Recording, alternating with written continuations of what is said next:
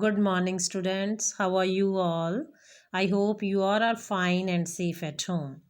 Today we will do chapter 2, part 2, Era of One Party Dominance. As we have read about so many basic concepts of this chapter earlier, now again today I will tell you about the challenges of building democracy or the one party dominance, how it was there, how it became a landmark in the history. Have an idea of the difficult circumstances in which independent India was born. हमें सबको पता है जैसे कि partition के बाद कैसे मतलब सबसे पहला प्रश्न गवर्नमेंट के सामने पार्टीज़ के सामने यही था कि अब सरकार कौन बनाएगा, गवर्नमेंट कौन बनाएगा। क्योंकि अंग्रेज़ों को निकालने के बाद 100 साल की गुलामी के बाद अब देश आज़ाद हुआ था। अब हमारा देश कोई भी ऐसे हाथों में नहीं जाना चाहता था जिन हाथों से देश का फिर से एक्सप्लॉयटेशन हो। तो this was a big question arises in front of the party leaders that who will handle the country, how democracy will be maintain. So these questions were there in their mind. You have read about the serious challenge of nation building. Nation building was the big challenge in front of them that confronted the country right in the beginning. Faced with such serious challenges, leaders in many other countries of the world decided that their country could not afford to have democracy. They said that national unity was their first priority and that democracy will introduce differences and conflicts. So, therefore, many of the countries that gained freedom from colonialism experienced non-democratic rule. कई ऐसे देश थे जो ये सोचते थे कि अब हम लोगों के हाथों में सरकार नहीं दे सकते, क्योंकि लोगों का क्या पता कैसे चलाएंगे, है ना। तो उन लोगों की सोच डिफरेंट थी। बट हमारे थिंकर्स ये सोचते थे कि अगर डेमोक्रेसी लाई जाएगी तभी हमें सक्सेस मिल सकती है, क्योंकि पब्लिक पार्टिसिपेशन, लोगों की पार्टिसिपेशन मस्ट है देश को अगर अच्छे तरीके से रन करना है। देखो भाई, एक सीधी सी बात है, अगर देश कुछ हाथों में दे दिया जाए और वो अपनी मनमर्जी करने लगें और लोगों को बोलने का भी हक ना हो तो फिर उस डेमोक्रेसी का कोई फ़ायदा नहीं है। तो अगर डेमोक्रेसी सही तरीके से अवेल करनी है तो लोगों के हाथों में थोड़ी सी पावर होनी चाहिए, so that they can choose their representative and that representative will make a government. तो ताकि वो representative will be answerable to the people. तो ये सबसे ज़्यादा मस्ट था और यही सबसे बड़ा क्वेश्चन था कि नेशन बिल्डिंग अब कैसी होनी चाहिए। It took various forms: nominal democracy but effective control by one leader, one party rule और डायरेक्ट आर्मी रूल। अब कई देखो, हम लोग जैसे देखते हैं कि पाकिस्तान में भी ऐसी गवर्नमेंट है, कभी मिलिट्री रूल आता है वहाँ पे, कभी डेमोक्रेसी आती है। जब डेमोक्रेसी सक्सेस नहीं होती तो वहाँ पे मिलिट्री रूल आ जाता है। तो ये हमारे लोगों के सामने भी सबसे बड़ा क्वेश्चन था कि आर्मी रूल रखा जाए या वन पार्टी का रूल होना चाहिए या कैसा होना चाहिए, है ना। तो non democratic regimes always started with the promise of restoring democracy very soon, but once they established themselves, it was very difficult to dislodge them. तो ये ऐसा अगर देखो, अगर हम कुछ लोगों पे रिलायबल हो जाते हैं ना, कि हम उन पे रिलाई करने लगते हैं कि नहीं ये सी ठीक है, इन पे हमें विश्वास है, ये सही चलाएंगे, तो ऐसा नहीं है कि वो हमेशा सही काम ही करेंगे। कई बार ऐसी मिस्टेक्स, ऐसी गलतियां भी हो जाती हैं कि तब वो हमें जवाब देने के काबिल भी नहीं रहते। तो एक डेमोक्रेटिक कंट्री में सबसे ज़रूरी चीज़ है कि लोगों के हाथ में पावर दी जाए, so that they can choose their representative and that representative will be answerable to the people.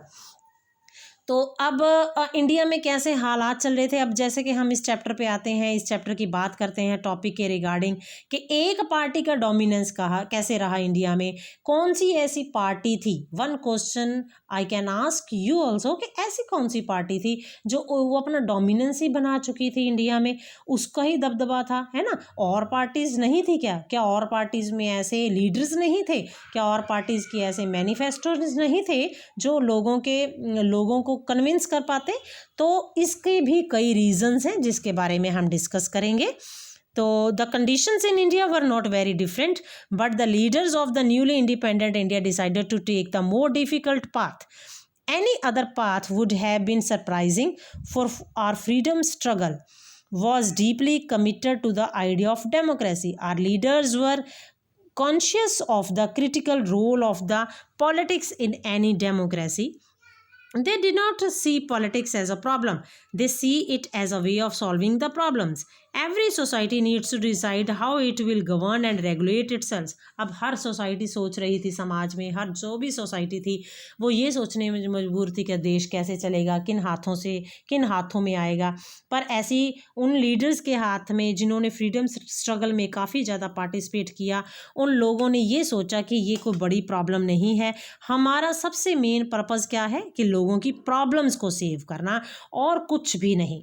तो इसीलिए हम आगे मैं आपको जैसे जैसे चैप्टर हम रीड करेंगे, जैसे और भी हम इसके ऊपर एक्सप्लेनेशन में आपको दूंगी, तो यही बात सामने आती है हमारे कि एक कांग्रेस पार्टी उस टाइम सबसे ज़्यादा उभर कर आई, जो पार्टी लोगों को भी लगा कि हाँ इस पार्टी के अलावा और कोई पार्टी ऐसी नहीं है कंट्री में जो देश के लोगों को अच्छी तरह से समझ सके, जो डेमोक्रेसी को अच्छी तरह से रन कर सके।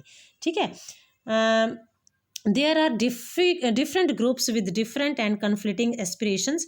How do we resolve these differences? Democratic politics is an answer to these questions.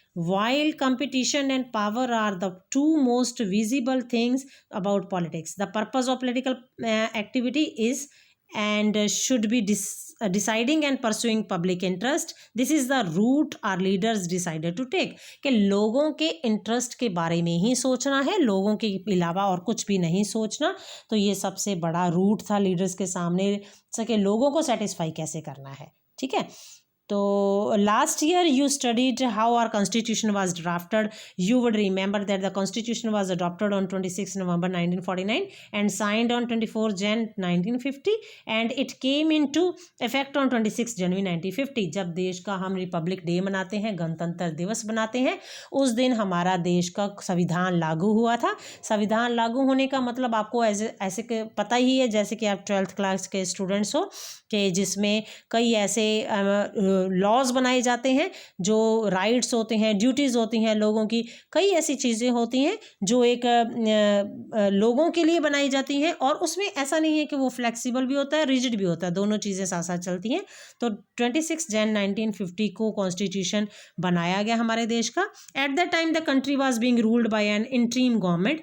It was now necessary to install the first democratically elected government for the country. The constitution has laid down the rules. Now the machine had to be put in place. Initially, it was thought that this was only a matter of a few months. The Election Commission of India was set up in January 1950. Sukumar Sen became the first election commissioner. The country's first general elections was expected sometimes in 1950. अब आपकी book में इसमें कई चीज़ें एक साथ में describe कर दी गई हैं। सबसे पहले कॉन्स्टिट्यूशन बनाया गया, ड्राफ्टिंग कमेटी बनाई गई, उन्होंने कॉन्स्टिट्यूशन को बनाया, 2650 को वो लागू किया गया, है ना। और उसके बाद वो एग्जिस्टेंस में आए, और उसके बाद फिर क्या था कि अब सबसे बड़ा क्वेश्चन था कि बना तो दी चीज़, रूल्स बना दिए, सेटअप कर दिया, अब इसको चलाना कैसे है, इम्प्लीमेंट कैसे करना है लोगों पर। ठीक है। और उसके बाद फिर इलेक्शन कमीशन की बात की गई है। 1950 में इलेक्शन कमीशन बनाया गया, और इसके चीफ इलेक्शन कमिश्नर सबसे पहले कौन थे, ये वन वर्ड क्वेश्चन में भी आपको आ सकता है, सुकुमार सेन। और सबसे पहली इंडिया में 1952 में सबसे पहली जनरल इलेक्शंस हुई थी। ये आप दिमाग में रखना, ये अपने माइंड में रखना ये चीज़। और उसके बाद कैसे step by step election commission ने अपना सारा सिस्टम चलाया, अपने ऑफिसर्स को अपॉइंट किया, कैसे वो चीज़ सेटअप हुई, उसके बाद इलेक्शंस हुई, कौन तो किस पार्टी को कितनी इलेक्शंस मिली, उस चीज़ के बारे में हम अपने नेक्स्ट पार्ट में पढ़ेंगे। फिलहाल आप बेसिक कंसेप्ट को समझिए और ठीक है, और इस चीज़ को अंडरस्टैंड करेंगे तभी आपको आगे स्टेप बाय स्टेप दूसरी चीज़ें भी समझ में आने लगेंगे। ठीक है, तो students, now I can expect you that you are able to understand this video, and please read it again from your books and underline the short questions whatever I have explained you.